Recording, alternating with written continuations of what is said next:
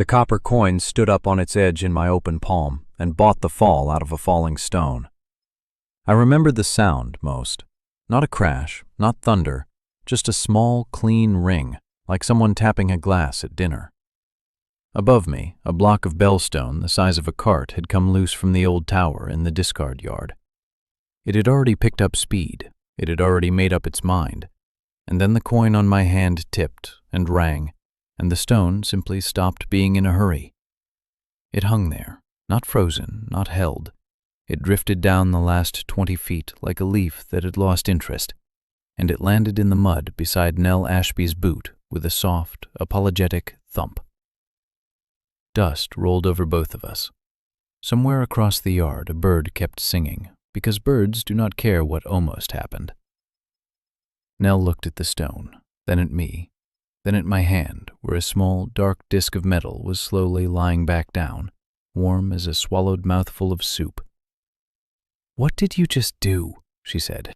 "I didn't do anything," I said, and my voice came out wrong. "It bought it." "Bought what?" "The falling," I said. "It bought the falling." To explain how a boy with 1 unit of mana ended up in a rubbish yard with a talking price in his hand, I have to go back to that morning, when Ambervale Academy told me exactly what I was worth in front of 400 people. My name is Rowan Teller. I was 16. I had been 16 once before, in another life, in a city of glass towers and moving pictures, and I had died there under a giant advertising statue of a merchant holding out a coin the size of a car. A bolt failed. I looked up at the wrong second. I have never enjoyed the sight of bright metal falling toward me since, and you can imagine how I felt about my new world's favorite phrase, which was, "Coin decides all." In this life, I was born in a river town to a father who fixed carts and a mother who kept a ledger for the fish market. They taught me 2 things worth keeping. My father taught me that if you want to understand a broken thing, you watch it before you touch it. My mother taught me that a fair price is the only price you never have to remember. I got into Ambervale on a written exam, because Ambervale takes 20 poor students a year to look generous in the newspapers, and then it measures them. The measuring happens in the choosing hall. They line you up, you put your hands in a bowl of gray water, and the water lights. Most students light up to a soft glow. Strong ones make the whole bowl burn like a lantern. When my hands went in, 1 single spark rose from the bottom, drifted up like a bubble, and popped. 1 unit. Not 100. 1. The hall did not gasp. That is the part people get wrong when they tell stories about days like that. Nobody gasps at a beggar. There was a short silence, then a low ripple of laughter. Then people went back to talking about their own results, which is worse. Familiars are handed out after the measuring, matched by lot and by the assay hall's tables. Mine was already standing on the platform with a paper tag looped around its neck, and I could read my own number on the tag from where I stood. It was a golden lion, not gold-colored. Gold, actual gold, with a mane of hanging plates that chimed when it turned its head, and eyes like 2 lit windows. A living treasury beast. It looked at me, and I felt my ribs go tight, because for about 4 seconds, I believed my luck had finally changed. Then Dorian Cassell walked up the steps with a bank draft in his hand. The Cassell Trading House owns 9 river ports and half of the paper the Academy is printed on. Dorian was tall and neat and not stupid, which made him harder to hate than I wanted.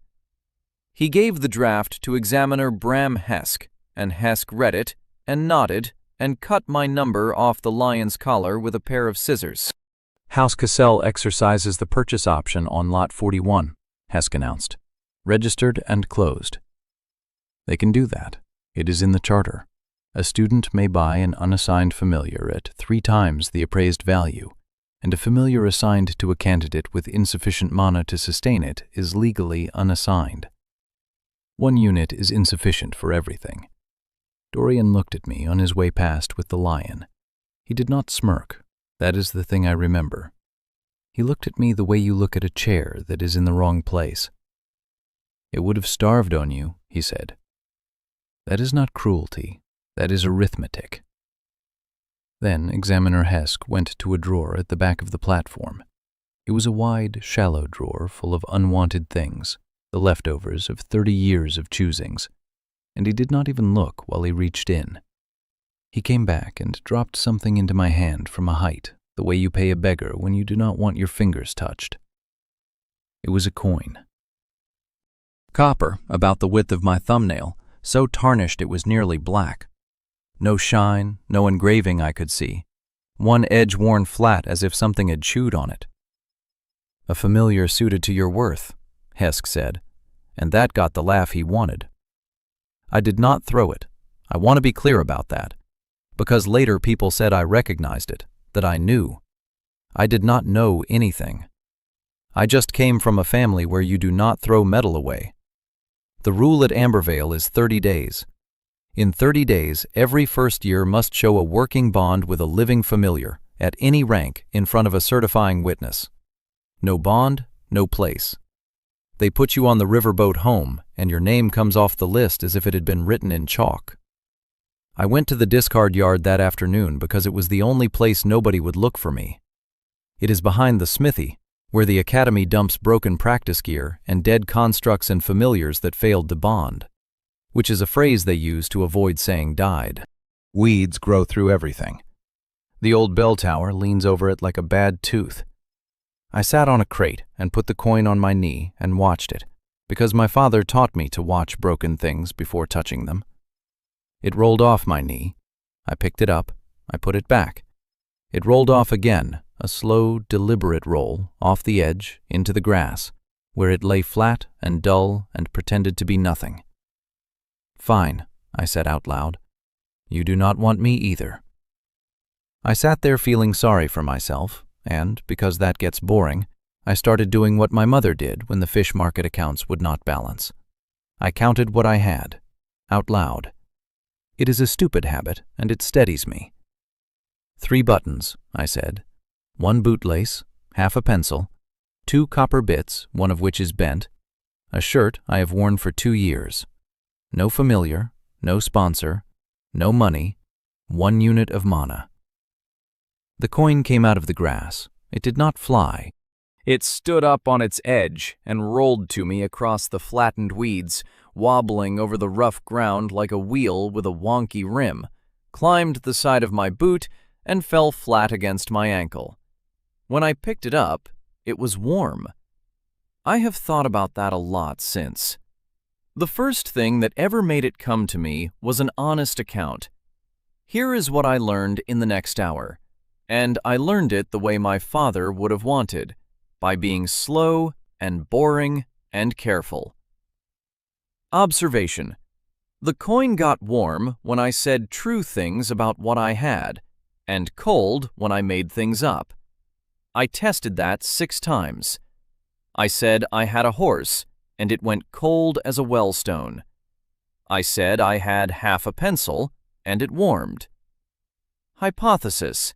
It likes truth. Test.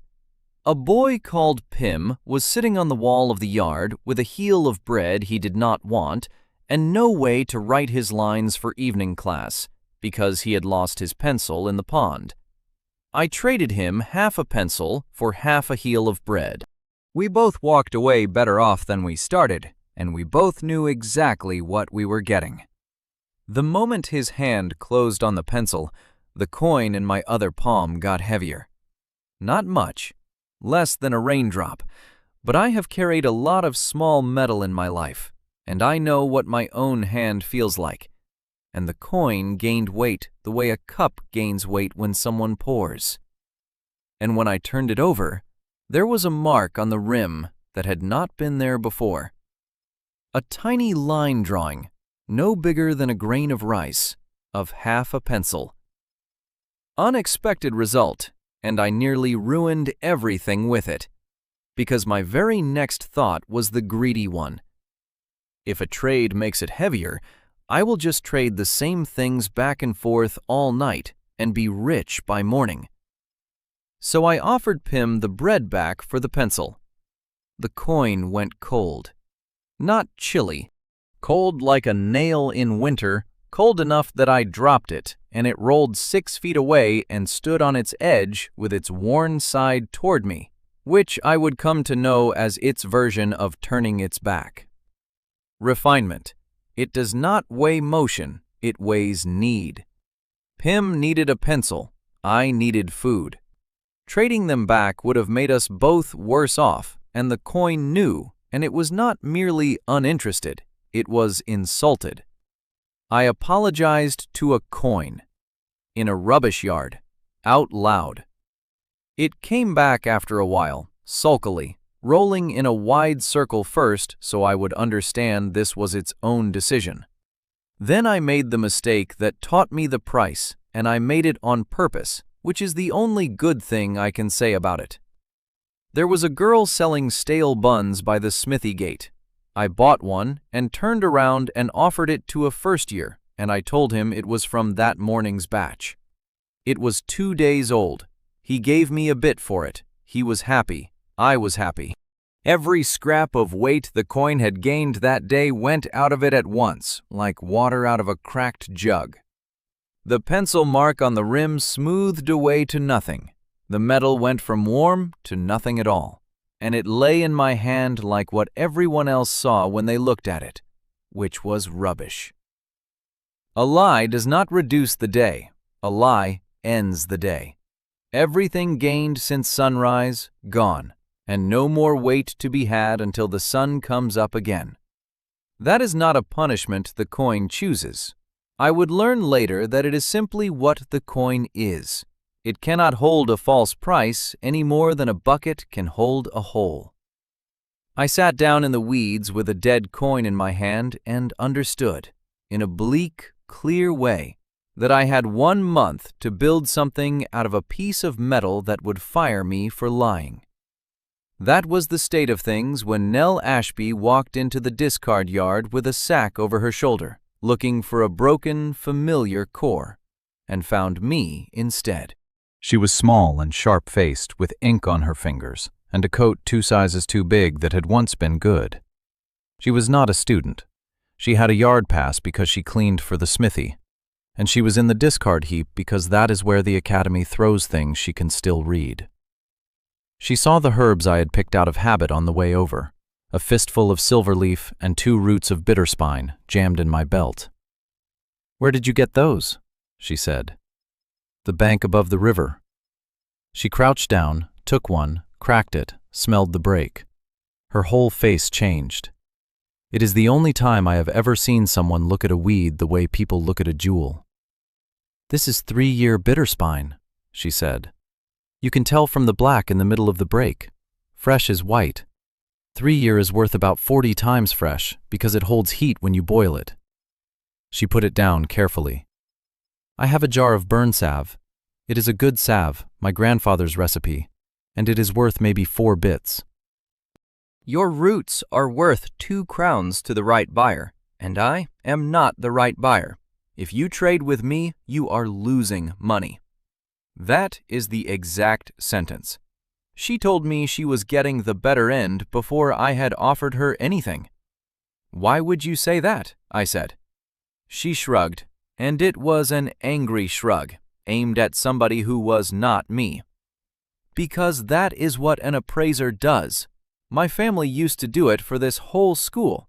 Now I sweep for them." Then she said, "Take the salve and the coil of copper wire in my sack as well. That makes it closer to fair. I still come out ahead, but not so far ahead that I have to think about it tonight." I said yes. The coin nearly jumped out of my hand. I mean that physically. It bucked in my palm like a fish, and it got heavy, properly heavy. The way a coin feels when someone slips a second one under it while you are not looking. And it changed color. The near black tarnish thinned in a ring around the edge, and underneath the copper was clean and pink and new. Nell stared at it. Then she did something I have never forgotten. She did not ask me what it was. She looked at the coin, and she said to it, "Hello." The coin rang. 1 clear note, like a glass tapped at dinner. "That is a familiar," she said. "That is a coin. Those are not opposites." And then the bell tower dropped a stone on us. The tower had been leaning for 11 years, and the academy had been meaning to fix it for 10. What let go was a block from the top course, and by the time I heard the grind of it, it was already falling, and Nell was already directly underneath it, because she had crouched down to pack her sack. I did not have a plan. What I had was a piece of metal that had once made itself heavier, and a body that had died once already under falling metal, and remembered every part of that second. I put my hand out flat with the coin on it, and I said the only thing in my head, which was, "Buy it. Whatever it costs, buy it." And the coin stood up on its edge. I felt it reach. That is the only word. Something went out of my hand toward the stone the way a hand goes out in the dark, and I felt the stone answer. And what came back was not words, but a shape of a want. A very old, very tired want, which was, "I have been up there for 200 years, and I would like to lie down." It was not asking to be stopped, it was asking to be finished, gently, and remembered as a piece of the tower rather than as the thing that killed a girl in a rubbish yard. The coin offered it the whole day's gain and everything it had. It was not enough. I felt that too, a shortfall, like reaching the bottom of a purse with your fingers. And the coin turned in my palm and touched me with a question. And it was a real question, and I understood it perfectly, and there was no time to be brave about it, so I just said, "Yes, take it." It took the warmth out of my hands. The trade closed, the ring sounded, the stone stopped being in a hurry, drifted down, and lay itself in the mud beside Nell's boot like something going to bed. All the way down it made a low sound that I have only ever heard from an old dog settling in front of a fire. My hands went gray to the wrist. Not injured, not numb exactly. They simply stopped being able to tell hot from cold. I could hold a mug of tea and a handful of snow and not know the difference. That lasted 9 days, and every one of them I earned, and in the quiet after, with the dust still coming down, a line of writing opened across the inside of my eyes, cool and unhurried, the way the world tells you a thing when it has finally decided you are worth telling. Mutual selection confirmed. Hidden class unlocked. Master of the equal exchange. Nell was still sitting in the mud. She looked at the stone and the coin and my gray hands, and she said, "What did it pay with?" "Me," I said. "Did it ask?" "Yes." She nodded slowly, as if that answer had settled a question she had been carrying much longer than this afternoon. "Then it is a person," she said. "Do not let the assay hall hear you say it. They cut my family's name out of the ledger for writing that down." I looked at the coin then, properly, in the last of the light. The tarnish had thinned in one small patch on the face, no bigger than a lentil, and under it there was an engraving. It was fine work, finer than anything in the Academy treasury. It showed a city floating on cloud, with towers and awnings and 1,000 tiny stalls. And in the middle of the city stood a giant statue of a merchant, one arm out, holding a coin the size of a house over the heads of the crowd. I knew that statue. I had died under it, in a different world, in a life nobody here would ever believe. My gray hands started shaking, and I could not feel that they were cold. I had 29 days left, and I spent the next 3 of them learning the difference between having a magic coin and having a business. The first thing I got wrong was thinking I had to own things. I woke up on the second day planning to buy cheap and sell dear, which is what everyone thinks trading means, and I was very pleased with myself until I noticed something in the yard behind the practice halls. 2 students were arguing over a cracked shield strap. One had a strap and no buckle. The other had a buckle and no strap. They were both too proud to speak first, so I walked over and I said the obvious thing. And they swapped, and both of them walked off happier. The coin in my pocket, which I had not touched, which was not part of the deal at all, got heavier. I stood in that yard for a full minute with my hand in my pocket, feeling a piece of copper gain weight from a trade I had not made. And I want to say I had a noble thought. I did not. My first thought was, oh, test immediately. I went and found Pim, who had lost a boot, and a 4th year called Ista, who had a spare left boot and needed her lines copied. I put them together, both better off. The coin gained. I stood 8 feet away with my hands behind my back, and it still gained. Refinement of the rule, and it took me most of a morning to get the wording right, because wording matters with this thing more than anything else. The coin weighs any trade that happens near it. If both sides freely agree, if both sides truly end up better off, and if nobody in it lies. I did not have to be rich, I had to be useful. So I became the most annoying boy at Ambervale Academy. I walked the yards with a notebook and asked people what was broken. That is all.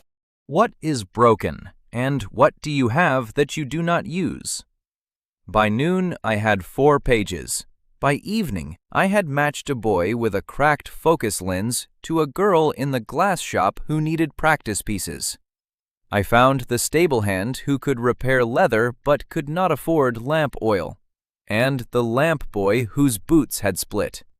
I found 3 students with the same textbook and 1 without, and made them lend in rotation for the price of the missing one's good handwriting. None of it was magic. All of it was somebody else's magic, sitting idle because nobody had bothered to ask. And the coin drank it all in. By the end of the 2nd day, it had doubled in width and gone the color of a new penny. By the end of the 3rd, it was the size of a saucer, and it did not fit in my pocket. So I carried it under my arm, and it hummed. That was new. When it was full, it hummed, very low, and if you held it up to your ear, you could hear it counting. Not words, just a small, patient rhythm, over and over, the way my mother used to count fish crates. Nell found me in the yard on the 3rd morning with her sack and a face like a thunderstorm. "I need a witness with a school badge," she said. "There is a man selling repair cores at the lower gate. He is telling 1st years they are marrow-grade cores. They are re-poured slag with a real casing. They will hold for 2 weeks and then crack while somebody is holding a shield up. So report him." I did. The clerk asked to see my appraiser's license. She said it flatly. My grandfather's license was voided when I was 6. Mine does not exist. An unlicensed appraisal is worth exactly nothing, and he knows it, which is why he set up at the lower gate and not the upper one. What is it worth to you to stop him? She looked at me hard. Do not do that. Do not price my grandfather. I am not pricing your grandfather. I am asking what you would pay, because if you tell me the truth about what it is worth to you, the coin gets heavier, and if you flatter me, it does not. That, it turned out, was the correct thing to say to Nell Ashby. Her mouth twitched. "It is worth my week," she said, "and the good scale in my room, which was his, and which I will not sell, so do not ask." "I will take the week." We caught the core seller by lunch. It was not clever. Nell simply stood at his table and appraised his stock out loud, correctly, in a very clear voice, while I stood beside her with my badge visible, and enough students gathered that he packed up rather than have his casings opened in front of them. He called her a name on the way out. She wrote his description in her book with a steady hand and did not look up. The coin gained nothing from that. No trade.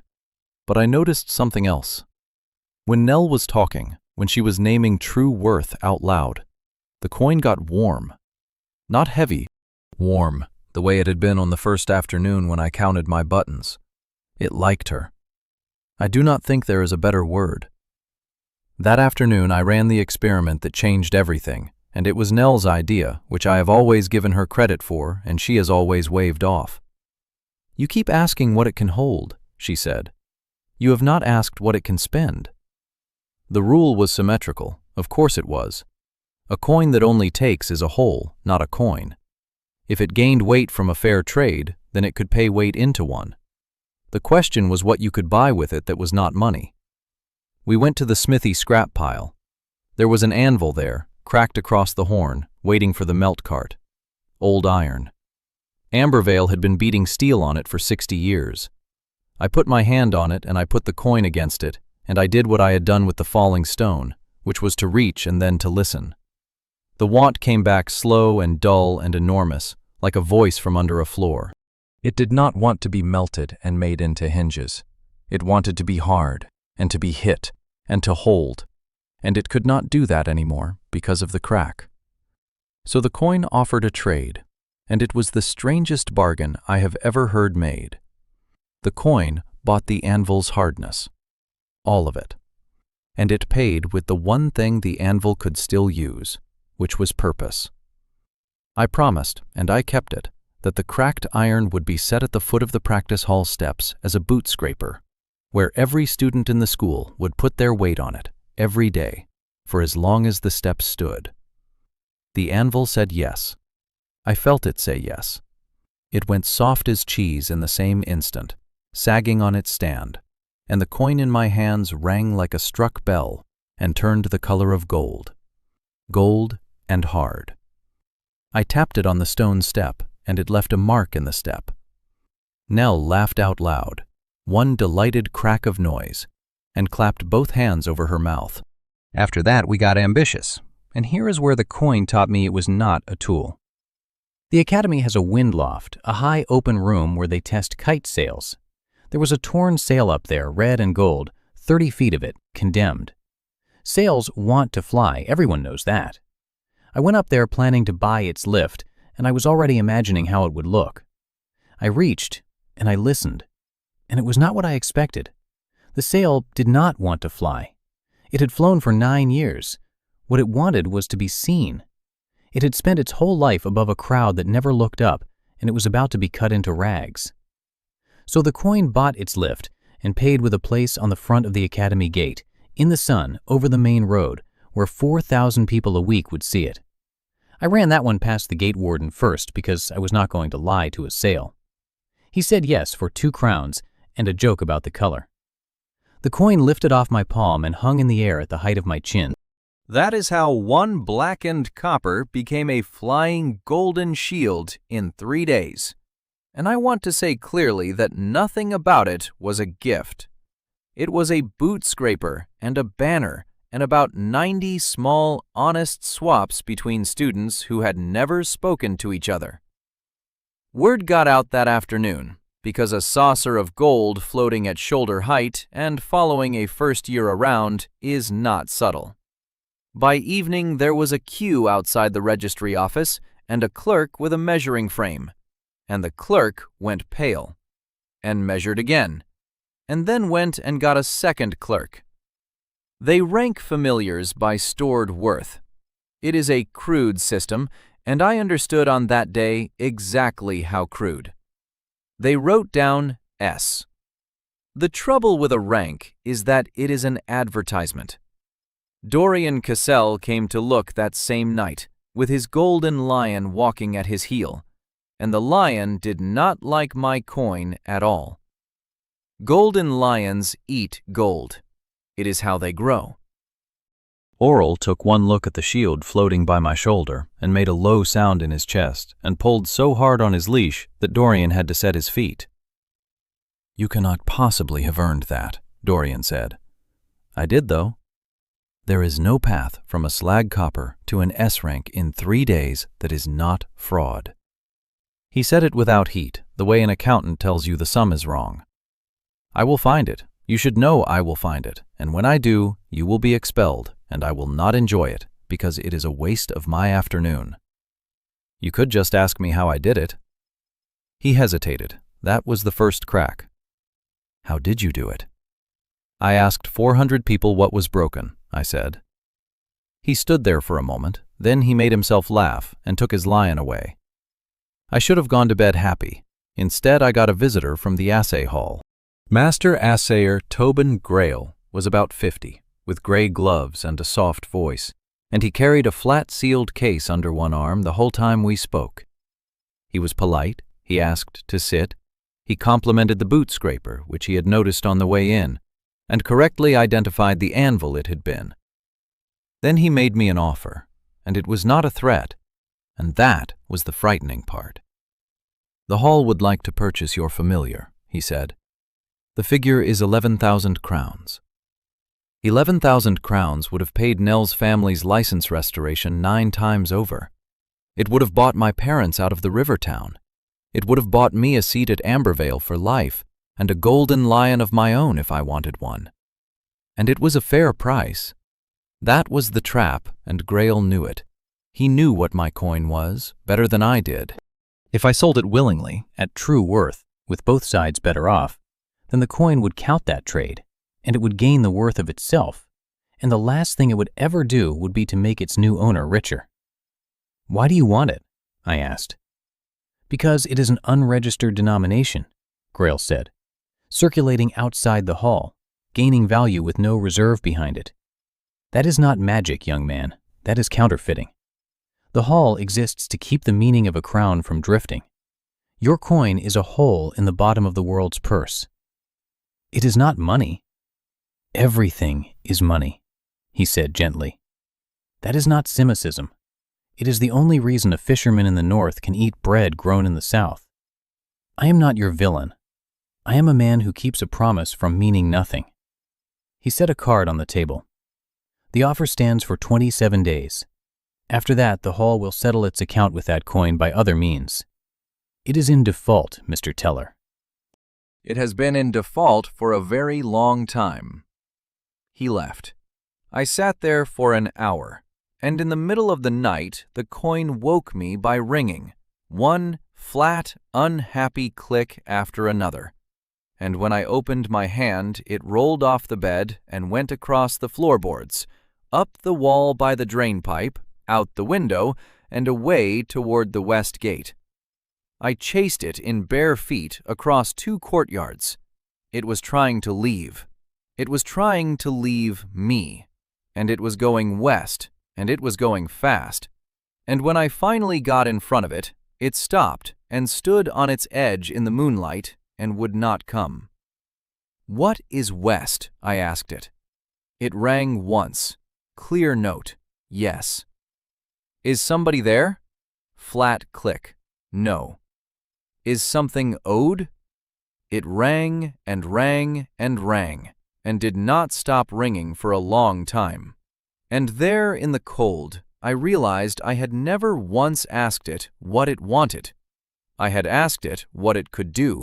Iris Marlowe arrived at Ambervale 8 days later with a company of clerks, 2 horses, and the authority to void every bond certificate in my year.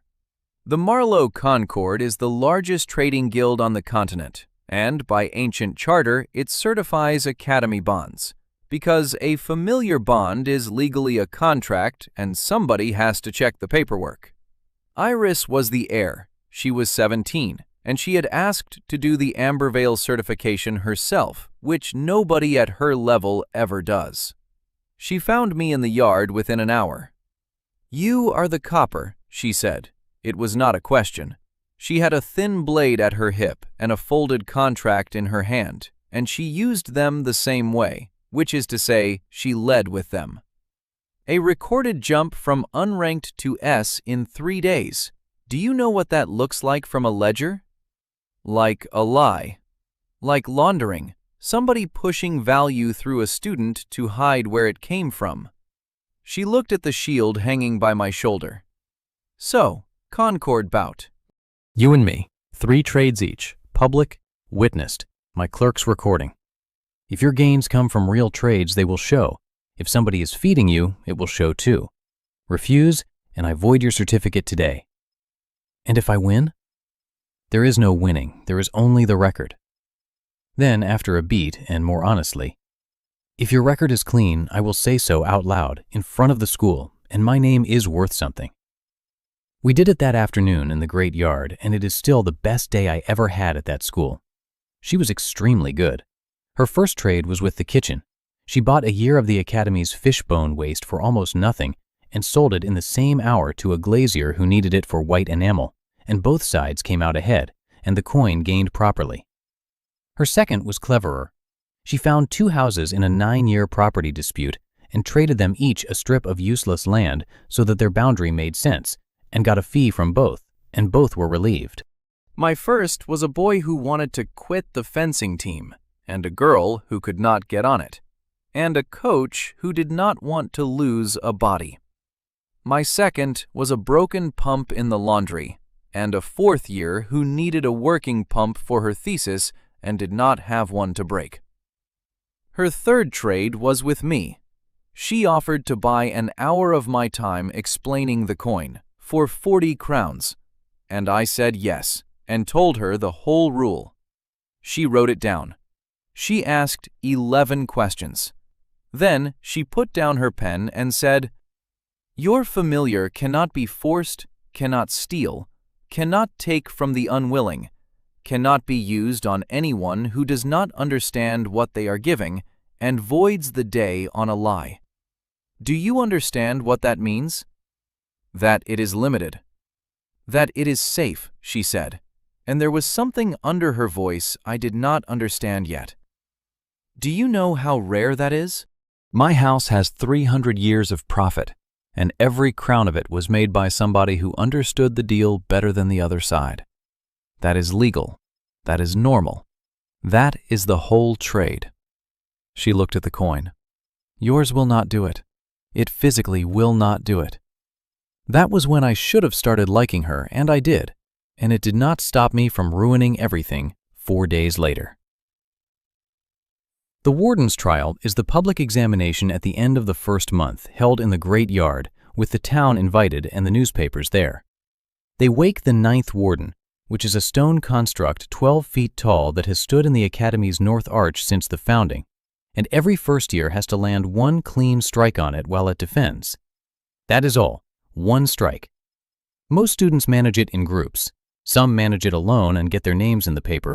I went last because they order it by rank on paper, and my paper rank was S, and an S rank goes last, so the crowd goes home excited. And I had a problem, which was that my coin had spent nearly everything. It had spent 200 crowns of stored worth on the boot scraper trade and the sale.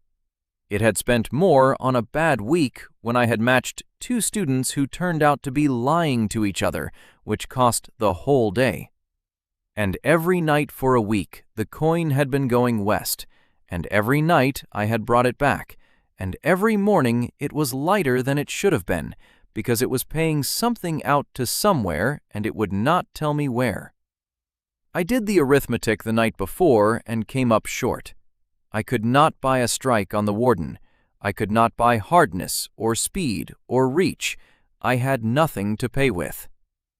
So I made a plan, and the plan was clever, and the plan was to buy from the warden itself. I went to the north arch at dawn, and I put my hand on the construct's foot and reached and listened.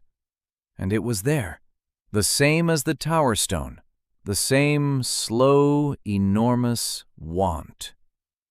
It was 200 years old. It had thrown 3,000 students on their backs. And what it wanted, more than anything, was to stop, and to be finished properly, by a name, and to have that name remembered, rather than to be quietly replaced one spring when the mortar went. It would sell me the right to land the last blow, the last one, ever. It would let itself be finished if I paid it in the only currency it wanted, which was to be spoken of by name for as long as the school stood. That is a large price, bigger than it sounds, A promise like that must be paid in worth, and I did not have enough. I needed one more good day, a big one. And here is where I did the thing I still think about. There was a second year called Belle who wanted to sell a focus stone. It was cracked. Not badly. A hairline, the kind that will hold for a year and then go. I knew because Nell had taught me the trick with light through the break, and I had checked it in the sun that morning out of habit. A first year wanted to buy it and asked me, because by then people asked me about trades, and I said it was sound. 1 sentence, 6 words. The trade closed. It was a big one, 40 crowns, and the coin took the weight, and I had my margin, and I told myself I would go back afterward and make it right. And if there is a sentence that has done more damage in the history of the world, I have not heard it. The trial was everything I had imagined. 400 people in the yard. The 9th warden came out of the arch with dust falling off its shoulders, and it was magnificent.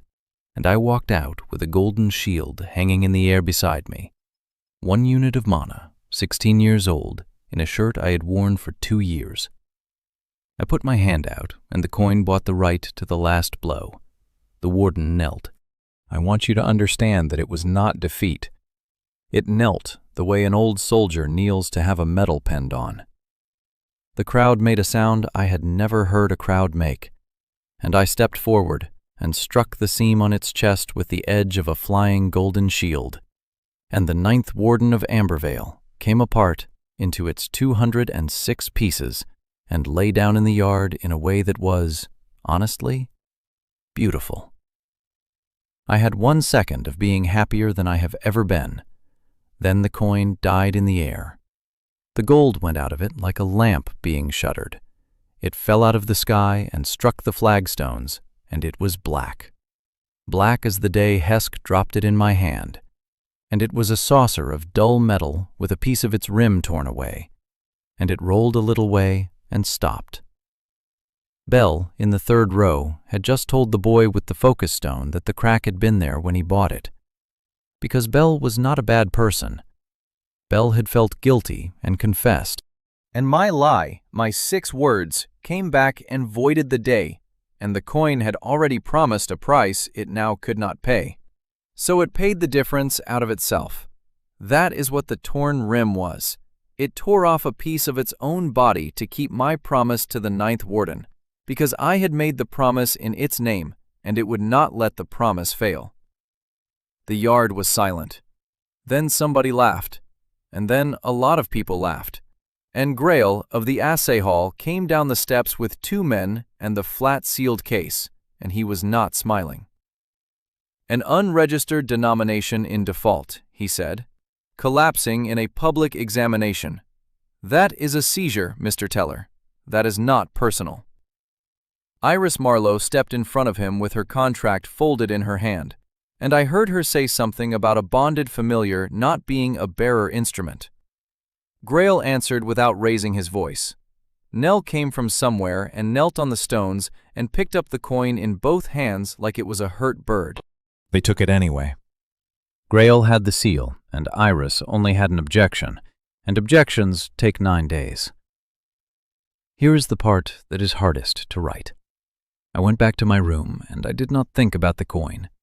I thought about me. I thought about my expulsion, and my parents, and the riverboat, and I lay there for 2 hours planning how I would explain it, and only at the end of that, like a thought arriving from another room, did I think, what does it feel like in that case? Mel came to my door at midnight with a grandfather's scale under her arm. I want to show you something, she said, and she was furious, and it was not at the hall. I have been reading your coin's rim for 11 days. Every mark it takes, I write them down. She put her book on my bed and opened it, and it was full of tiny drawings, half a pencil, a boot, a pump, a sail. Look at the dates, she said. Look at what it holds. Rowan. It does not keep any of it. I looked. Every mark faded, not slowly. Within a day or two, each drawing thinned and vanished, and the weight it stood for went somewhere, and I had never noticed because new weight came in faster than old weight left. "It is not hoarding," Nell said. "It is paying, every night. It has been paying something off in tiny amounts the entire time you have known it, and you thought it was your bank." I thought about it going west every night. I thought about it in the moonlight, ringing and ringing when I asked whether something was owed. I had spent 2 weeks treating a person who was in debt as a source of income. I went to the assay hall the next morning, and I did not bring an argument. Iris had taught me that arguments are for people who have something to trade with and are pretending not to. I had nothing. So I sat in Grail's office and I asked him what he actually wanted. "I want the note settled," he said. "I want that coin melted and the metal struck into standard denomination and the ledger closed and the hall's exposure ended. What would you buy if you were buying instead of seizing?" He looked at me for a long moment, and then, because he was a genuine man in his terrible way, he told me the truth. "I would buy a first-hand account of the sky market," he said. "There has not been one in 200 years. The hall would pay a great deal, not for the story, for the memory. A memory can be weighed." I did not know what the sky market was then, but I knew what I had. I had a city on a cloud, with a giant merchant holding out a coin. I had the last 4 seconds of another life, the shine of it, the sound of the bolt, the exact way the light moved. I had carried it for 16 years, and it had never once done me any good. "I will sell you my first death," I said. He went completely still. We did it properly, with a Concord witness, because I was never going to let anything be voided by a technicality again.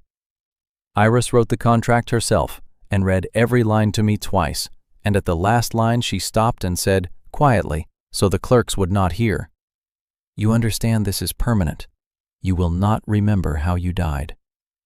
"I understand." "Is it worth a coin?" "It is worth a person," I said. The trade closed. It was the fairest deal I have ever made, because Grail wanted the memory more than I wanted to keep it, and I wanted the coin more than anything in the world, and neither of us pretended otherwise. There is a hole in me now where that afternoon used to be. I know I died. I know something bright fell. That is all. Sometimes I look up in bright weather for no reason. They put the coin in my hands, black and torn, and I walked out through the hall's long, cold room past 100 sealed cases and out into the street, and it did not warm. It did not warm for 4 hours. I sat on the bridge with it while the sun went down, and I did not talk to it, because I had run out of things I was entitled to say. I just counted, out loud, the way I had on the first day. 3 buttons, 1 bootlace. No memory of my own death. A friend who reads Worth for a living. A rich girl who would not let go of a technicality. A coin with a piece missing. And at the exact moment the last of the sun went off the water, the coin got warm. Then it got heavy. Then it got hot, and I dropped it, and it landed on the bridge and did not lie flat. It stood on its edge, and it began to unfold. I have watched a lot of impossible things since. Nothing has ever matched watching a coin open like a hand.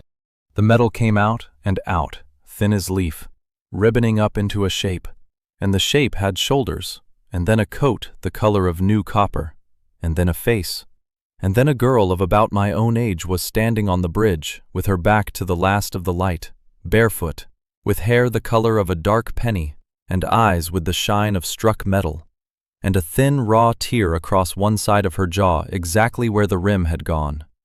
Bond deepened through restitution. Hidden class unlocked, Lord of living gold. She looked at her own hands with enormous suspicion, then at me. "You bought me back," she said. Her voice was low and slightly flat, and she spoke as if she had been listening to people for 200 years, and had only now been asked a question. With what? With how I died. That was expensive, she said. It was mine to spend. She thought about that.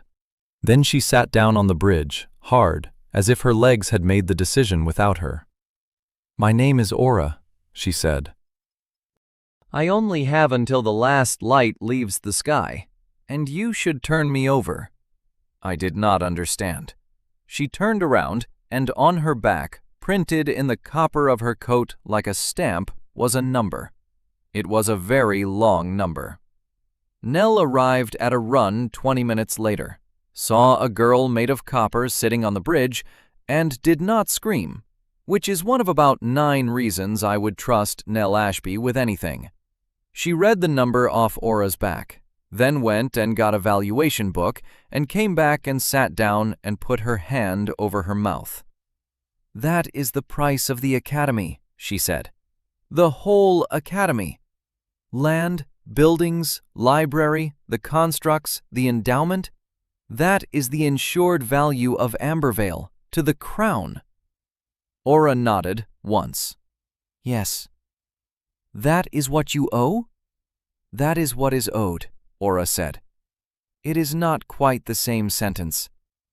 She could only hold that shape between sunset and true dark, which at that time of year was a little under an hour.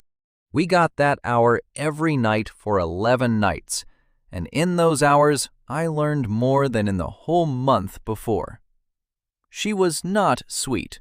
She was blunt and hungry, and she counted things constantly under her breath, the way I count when I am frightened, which is either where I got it or a coincidence I have chosen not to examine. She ate like someone who had been metal for a long time. She was terrified of one thing only, which was the smell of a crucible, and she could smell one from 3 streets away. And she told us in pieces over those 11 nights what she was. 206 years ago, there was a market above the clouds. Aura called it the Sky Market, and said it the way you say a family name. It moved on the weather. It came down twice a year on a stair of light, and half the wealth of the world moved through it, and its whole authority rested on one thing, which was that no trade made in the Sky Market could be dishonest. Not by law, by construction. It was built on a scale that could not weigh a lie. Ambervale Academy was founded with money borrowed from that market. The founders pledged the school itself as collateral, all of it, and the note was written on the smallest denomination in the market's mint, because the market's joke was that a promise does not need to be large to be binding. She was that coin. They paid the interest for 60 years, she said, and then there was a bad war, and then a worse one, and the market stopped coming down, and the school decided a creditor who does not knock is a creditor who does not exist. And you kept paying, Nell said. Somebody has to. Aura looked at her hands. The debt is not the school's fault now. Nobody alive signed it. But it does not care whose fault it is. On the morning the market comes back down, the tallyman walks the note. If the note is unpaid, he collects the collateral. That is the whole of him. He is not cruel. He is a sum. And the collateral is the academy, I said. The collateral is the academy, she agreed, which in the founding charter includes every bonded student in it. They were counted as assets. It was a different century. Nobody said anything for a while. How long have you been paying? I asked. 201 years, Aura said. In pencils, in boots, in broken pumps. She smiled for the first time, and it was not a happy smile. I gained about 4 crowns a year for most of that. You gained me 900 in a week and then spent it on a stone man's dignity. That landed exactly where it was aimed, and I did not defend myself.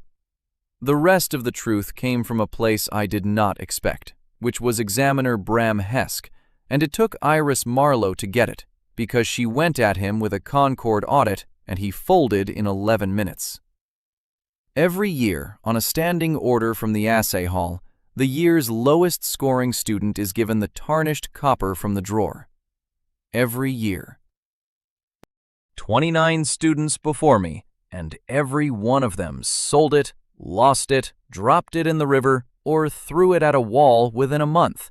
And every time, the hall's collectors quietly picked it up and put it back in the drawer. That was the point. A coin that never trades, never gains. A coin that never gains can never pay. And a coin that never pays never wakes up. And a note that is never presented is a note that can be argued about in court for another century. I had not been mocked. I had been deployed. Hesk's cruelty in that hall had a purchase order behind it. And then Iris pulled the last thread, and it was the one that hurt. House Cassell had bought the Golden Lion out from under me 9 hours after the assay hall sent a letter to Dorian's father suggesting that Lot 41 was a poor investment for a boy with 1 unit of mana. They needed me to be the lowest. They needed me to have nothing else.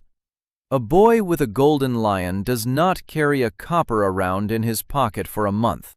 Dorian read the letter in his father's own hand and did not say anything for a long time. "I thought I was buying a lion," he said at last. "You were," I said. "You were also being used. Both can be true." "That is worse." He folded the letter with great care. "I am extremely good at spotting when I am the buyer. I have never once checked whether I was the goods." The three of them did not agree about what to do, and I have come to think that was the only reason we survived. Nell wanted Aura protected. She had spent her life watching things be valued and then used up, and she said, flatly, that she would not help me spend a person, and if the plan required Aura to be smaller at the end than at the beginning, Nell would fight me on it and would tell Aura first. Iris wanted to spend everything.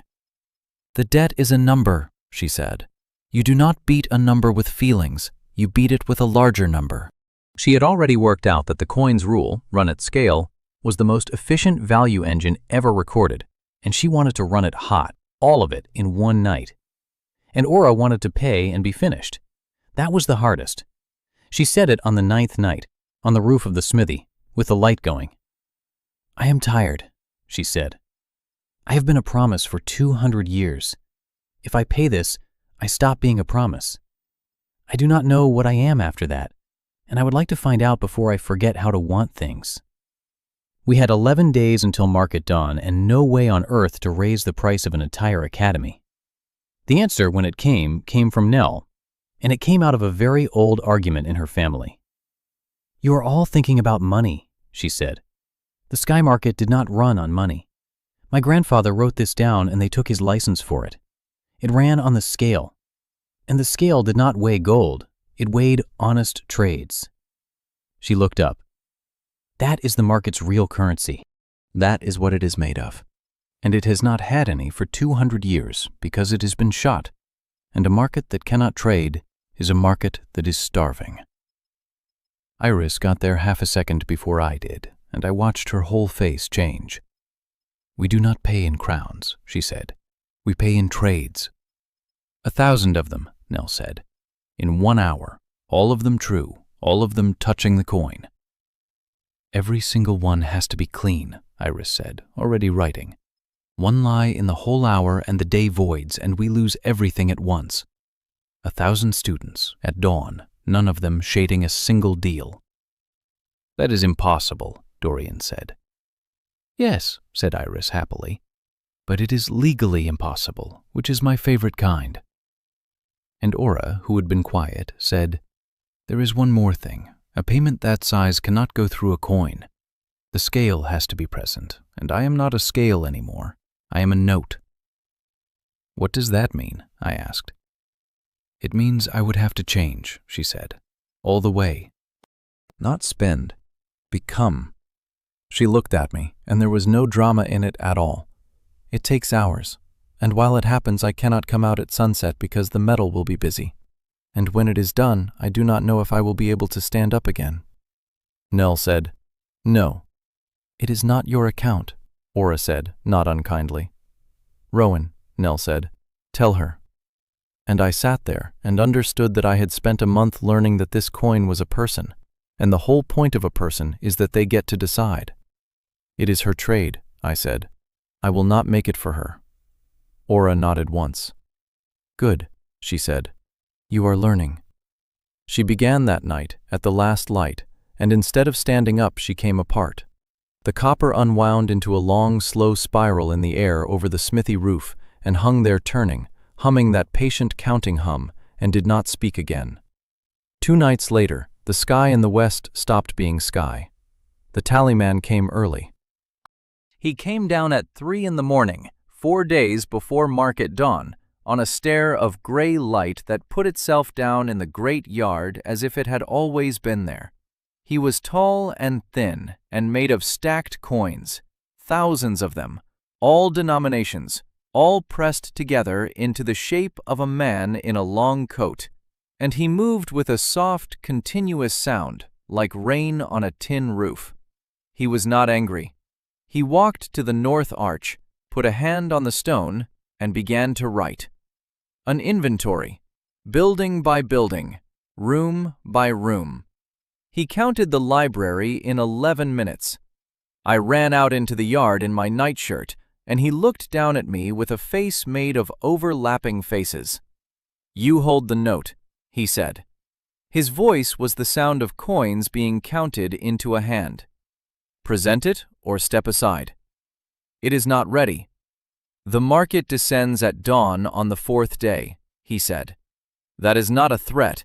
That is the weather." He kept writing. "You may present at any point before the scale touches the ground. After that, I collect." "And if I present a payment you have never seen before?" He stopped writing. Every coin in his body turned very slightly, which I understood was interest. "I would look at it," said the tallyman. We had 4 days and no coin, because our coin was a spiral of turning metal on a roof, and the whole school knew by lunch that a creditor had come for the academy. That should have been the end. Panic is bad for honesty.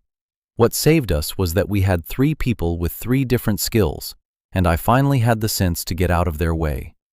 Iris took the law. She stood on the steps of the Great Hall for 11 hours and drafted the strangest instrument the Concord has ever registered.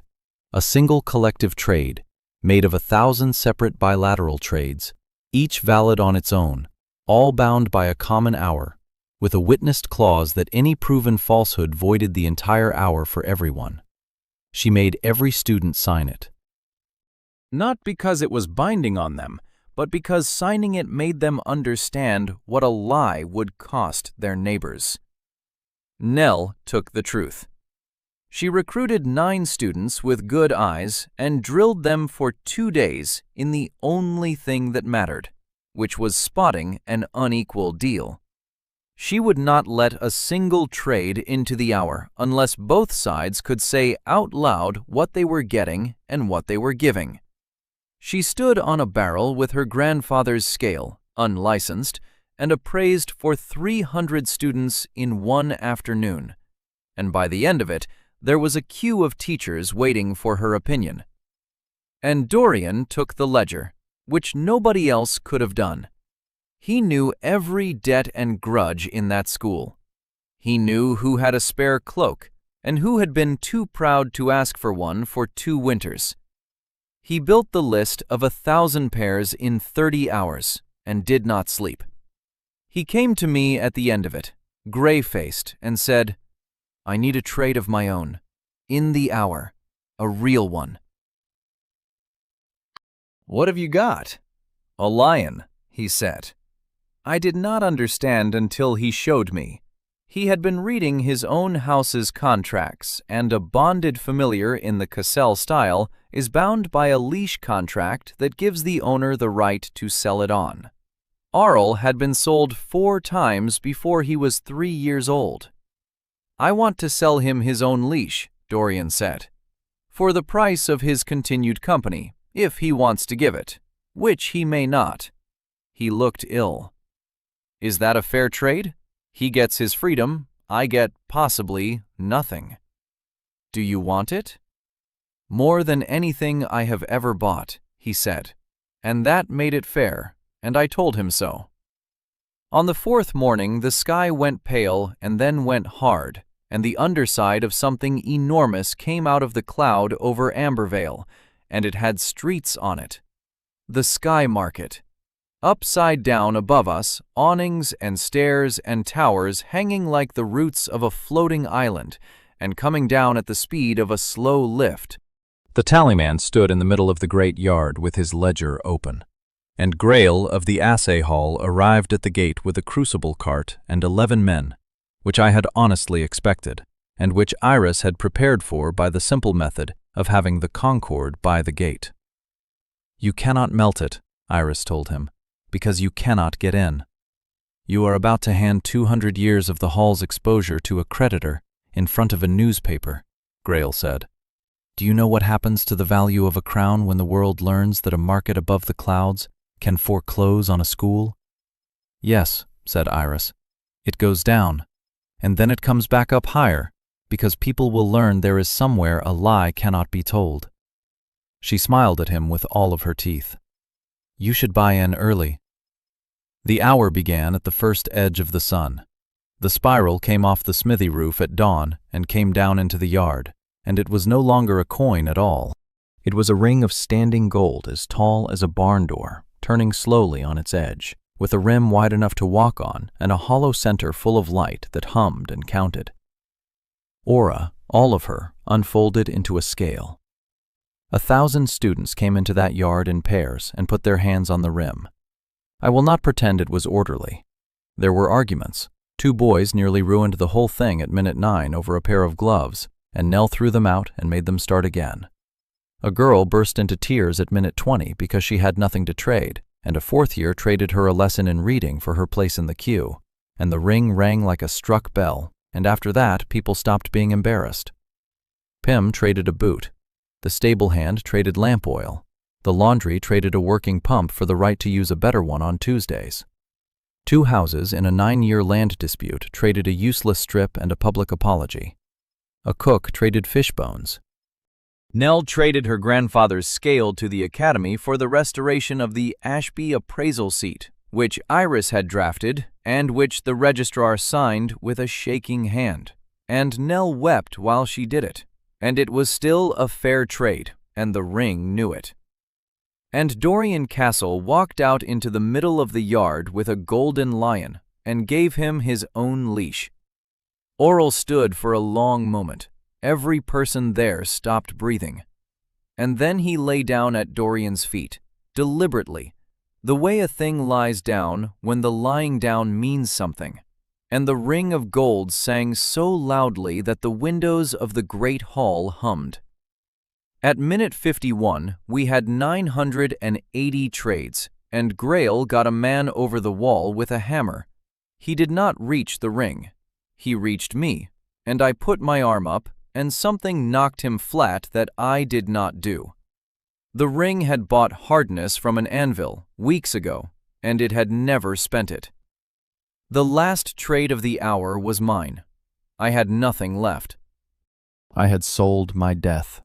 I had spent my warmth. I stood there at minute 58 in front of 1,000 people with empty hands, and Aura's voice came out of the middle of the ring, thin and enormous, and she said, "Rowan, ask him." So I turned to the tallyman and I made the offer.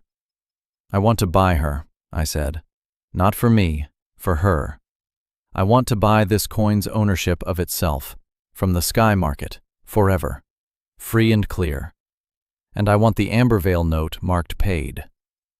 The tallyman's ledger fell open.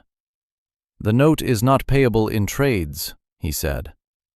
"It is payable in worth," I said. "That is what your scale weighs, not gold, not crowns. Honest trades. That is what your whole market is made of, and you have not had one in 200 years. I pointed at the ring. There are 999 in there, clean, witnessed, voluntary. Nobody in this yard was cheated, and I can prove it, because if anyone had been, the whole hour would already be gone. Every coin in his body turned. "And the benefit to me?" said the tallyman. "Your market has been shut for 2 centuries because it cannot open without a scale that can weigh a true trade, and there has not been a true trade to weigh," I said. "You cannot start a fire with no wood. I am handing you 1,000. Take them as payment, and you have a market again. Refuse them, and you take a school which you cannot spend on a cloud with no customers." There was a very long silence. "That is a fair trade," said the tallyman. "There is one more term," I said. "The last trade of the hour is the coin, and the coin buys itself, which means the buyer and the goods are the same, so nobody is spent." He wrote for a while. "It has never been done," he said. "That is not the same as unfair." "No," said the tallyman, "it is not." He put out a hand made of 11,000 coins. And the ring of gold, which had once been a blackened copper in a drawer of unwanted things, spent everything it had ever earned, all at once, and bought itself. The sound went out flat across the whole valley.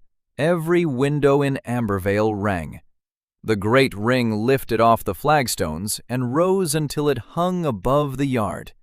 And it was not gold anymore. It was bright, the way the edge of a scale is bright when it is exactly level, and the ledger in the tallyman's hand burned from the inside and left one word behind in the ash. Paid. Hidden class unlocked. King of the Sky Market. Ambervale still stands. The note is settled. Nell Ashby holds the Ashby seat and has already made 2 teachers furious.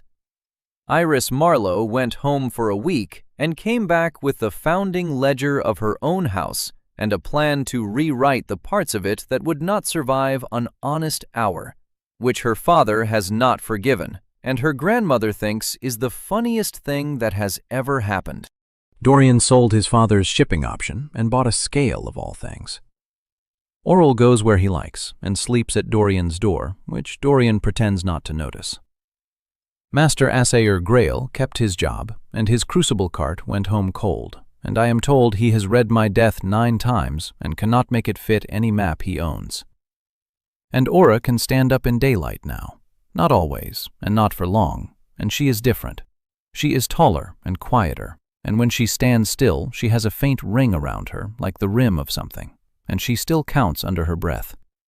She is a person, and she is a gate. That is not a contradiction where she comes from. The gate opened the day after, above the north arch, and the stair of light came down, and the sky market opened for the first time in 206 years, and I walked up it with copper dust on my boots, and a girl who used to be the smallest denomination in the mint. It is a strange place. It sells things that other places cannot hold. There are shelves of unfinished apologies and one long aisle of second-hand patience. And behind the 3rd row of stalls, there is a wall of small, labeled boxes. And on that wall, that first morning, I found one with a card on it in a hand I recognized. 1 death. Purchased. Ambervale. Assay Hall. Mine. Sold and shipped and shelved, with a price on it, 4 times what Grail had paid me. And beside it, on the same shelf, in a much older box, there was a record of a payment made 206 years ago, the market's last transaction before it closed. It said that a debt too large to be carried had been placed onto the smallest coin in the mint, and that the coin had been thrown from the hand of the standing merchant down through the cloud, so that the market's people would not have to pay it. Aura went very still beside me. "You said you had been paying for 200 years, I said. "I have." "Paying the note, or paying for something else?" She did not answer for a long time. Then she said, "When I fell, I did not fall in this world. Not at first. I went a long way, and I came out over a city with towers made of glass, and there was a statue there with its arm out, and I struck it as I passed and knocked something loose. The bottom went out of me. I killed someone, Aura said. I felt it happen. I have never known who. I have been trying to pay for it ever since, and I did not know that was what I was doing until I had a face and could think in words. She looked at me with those struck metal eyes. Rowan, why did you sell me your death and not your name? I looked up. Out beyond the awnings, over the roofs of the market, the great statue of the standing merchant looks down at the world with one arm held out, and the hand at the end of that arm is empty. It has been empty for 206 years, and somebody in this market has been waiting a very long time to have their coin put back.